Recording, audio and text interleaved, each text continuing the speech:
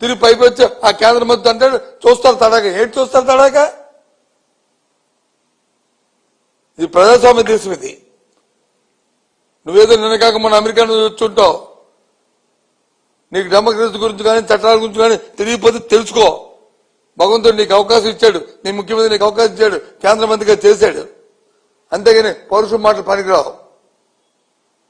ఆ మాట చుట్టుపోవు. ఒక నోట్లో స్వల్ప మాట ఆడితే, ఒక పౌరుషం మాట ఆడితే ఆ మాటతో ప్రతిఫలం అనుభవిస్తారు. అంటే ఈ జగన్మోహన్ రెడ్డి గారికి తెలిసి జరిగిందా జరగలేదా అనేది పక్కన పెడితే,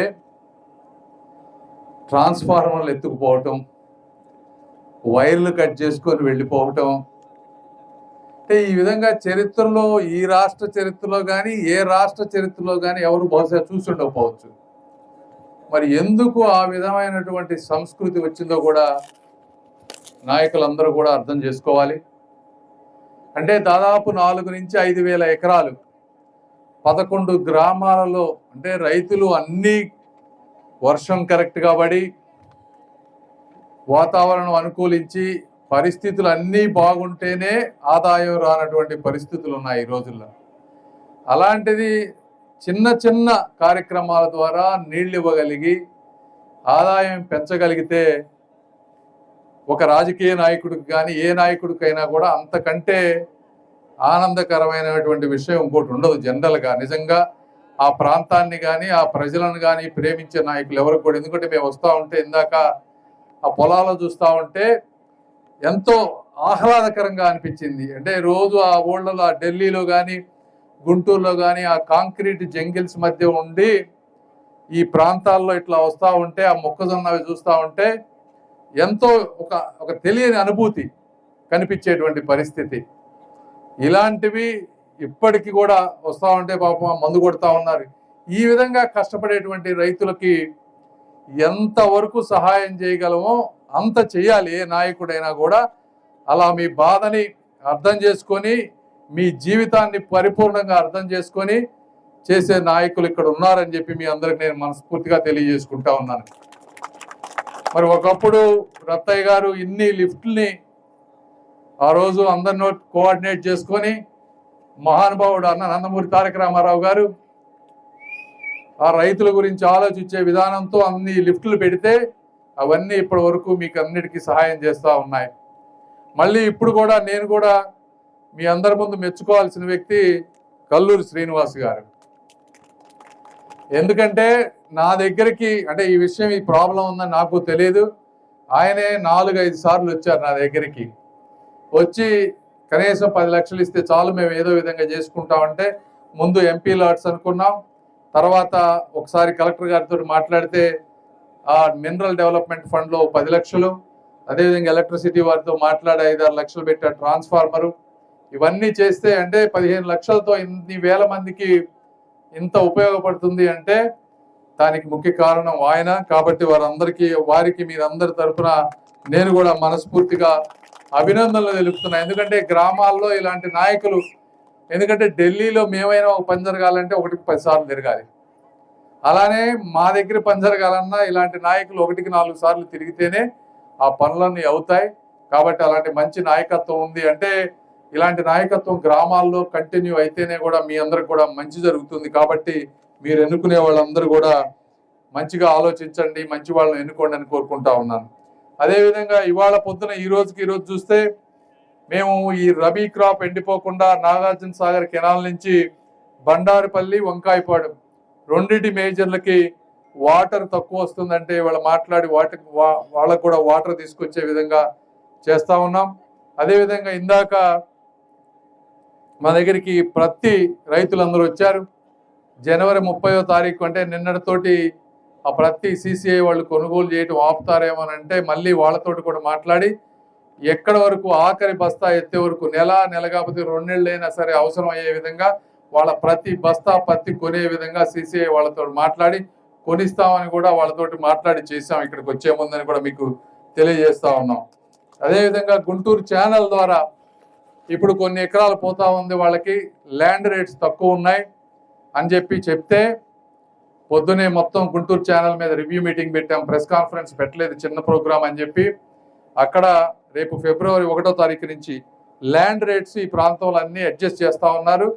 ప్రత్యేకంగా ఆ 4 గ్రామాల్లో ఇప్పుడున్న ల్యాండ్ రేట్స్ కంటే పెంచి గవర్నమెంట్ రేటు పెంచి రేపు మీకు కాంపెన్సేషన్ వచ్చే విధంగా చేయటం కూడా ఈరోజు వాళ్ళని ఎంఆర్ఓ గారిని వాళ్ళందరినీ ఆదేశించడం జరిగింది. వాళ్ళు కూడా ఈ విధంగా చేస్తారని మీ అందరికి మేము తెలియజేసుకుంటా ఉన్నాం. ఇదనే కాకుండా మీరు చూస్తే గత 1.5 సంవత్సరంలో రాష్ట్రంలో ఎన్ని ఆర్థిక ఇబ్బందులు ఉన్నా ధాన్యం మొత్తం కొనుగోలు చేశారు చంద్రబాబు గారు ప్రభుత్వం. అంతకు ముందు పెట్టిన బకాయిలన్నీ ఇచ్చారు. ఎక్కడ మీకు ఇబ్బంది జరిగినా కూడా టొమాటో ప్రైజెస్ దగ్గర నుంచి ప్రతిదీ, టొబాకో మొన్న వాళ్ళు టొబాకో బోర్డు వాళ్ళు కొనని టొబాకోను కూడా రాష్ట్ర ప్రభుత్వం కొని గోడౌన్లో పెట్టి వాటిని అమ్ముకునేటువంటి పరిస్థితి. ఈ విధంగా ఎంతవరకు ప్రకృతి మీకు సహకరించకపోయినా కనీసం ప్రభుత్వం అన్నా సహకరించాలి అని ఎంతవరకు చేయాలో అంతవరకు ఈ ప్రభుత్వం చేస్తుంది అని కూడా మీరు గుర్తుపెట్టుకోవాలి. ఎందుకంటే ఇవన్నీ కూడా సెంటర్లో ముడిపడిన విషయాలు. చంద్రబాబు నాయుడు గారు కానీ ఇక్కడ ఉన్నటువంటి మంత్రులు కానీ ఎమ్మెల్యేలు కానీ ఇమీడియట్గా మాకు పంపిస్తారు, మేము ఫాలో అప్ చేస్తాం, మళ్ళీ చంద్రబాబు నాయుడు గారు వచ్చి ఫాలో అప్ చేస్తారు. ఇవన్నీ చేయబట్టే కూడా ఇలాంటివన్నీ కూడా జరుగుతున్నాయని చెప్పి మీ అందరికీ తెలియజేస్తా ఉన్నాం. అదేవిధంగా మొన్న ఇప్పుడు మిర్చి రేట్లు కూడా బాగా పెరుగుతూ ఉన్నాయి. అది కూడా మంచి శుభవార్త. అయితే మొన్న లాస్ట్ ఇయర్ కొంచెం రేట్లు తగ్గినాయి, కొంతమంది నష్టపోయారు. ఇలాంటివి మళ్ళీ మళ్ళీ జరగకుండా ఎలా చేయాలో కూడా మేము అన్నీ చేస్తామని చెప్పి మీకు తెలియజేసుకుంటూ, నాకు లేట్ అవుతుంది ఇంకా మాట్లాడాలి, మంచి అపూర్వమైనటువంటి స్వాగతం పలికారు. తప్పనిసరిగా ఎమ్మెల్యే గారు కానీ మేము కానీ మీ అందరికీ ఎంతవరకు చేయగలమో అన్ని విధాలుగా మీకు ఎప్పుడు రైతులకి అండగా ఉంటామని, వచ్చే ముందు కాలంలో రైతులు ఆదాయం పెరిగే విధంగా ఉండి, అంటే మళ్ళీ రైతులుగా ఉండాలి అనే విధంగా చేయాల్సిన బాధ్యత ప్రభుత్వాలపై ఉంది. తప్పనిసరిగా నేను ఉన్నంత కాలం రాజకీయాల్లో ఆ విధంగా పనిచేస్తానని కూడా మీ అందరికీ తెలియజేసుకుంటూ, మనస్ఫూర్తిగా మీ అందరికీ అభినందనలు తెలుపుకుంటూ సెలవు తీసుకుంటున్నాను. కాంపెన్సేషన్ వచ్చే విధంగా చేయటం కూడా ఈరోజు వాళ్ళని ఎంఆర్ఓ గారిని వాళ్ళందరినీ ఆదేశించడం జరిగింది. వాళ్ళు కూడా ఈ విధంగా చేస్తారని మీ అందరికి మేము తెలియజేసుకుంటా ఉన్నాం. ఇదనే కాకుండా మీరు చూస్తే గత 1.5 సంవత్సరంలో రాష్ట్రంలో ఎన్ని ఆర్థిక ఇబ్బందులు ఉన్నా ధాన్యం మొత్తం కొనుగోలు చేశారు చంద్రబాబు గారు ప్రభుత్వం. అంతకు ముందు పెట్టిన బకాయిలన్నీ ఇచ్చారు.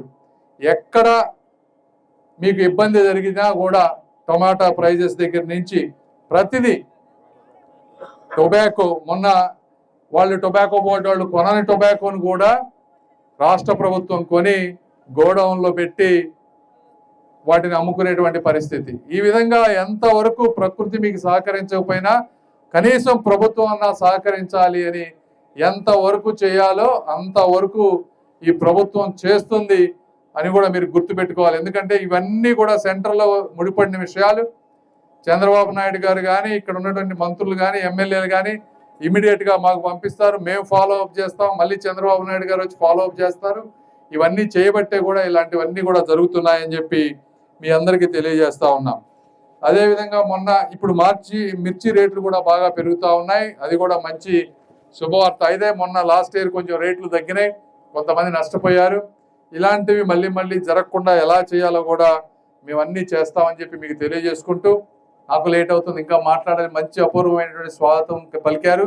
తప్పనిసరిగా ఎమ్మెల్యే గారు కానీ మేము కానీ మీ అందరికీ ఎంతవరకు చేయగలమో అన్ని విధాలుగా మీకు ఎప్పుడు రైతులకి అండగా ఉంటామని, వచ్చే ముందు కాలంలో రైతులు ఆదాయం పెరిగే విధంగా ఉండి, అంటే మళ్ళీ రైతులుగా ఉండాలి అనే విధంగా చేయాల్సిన బాధ్యత ప్రభుత్వాలపై ఉంది.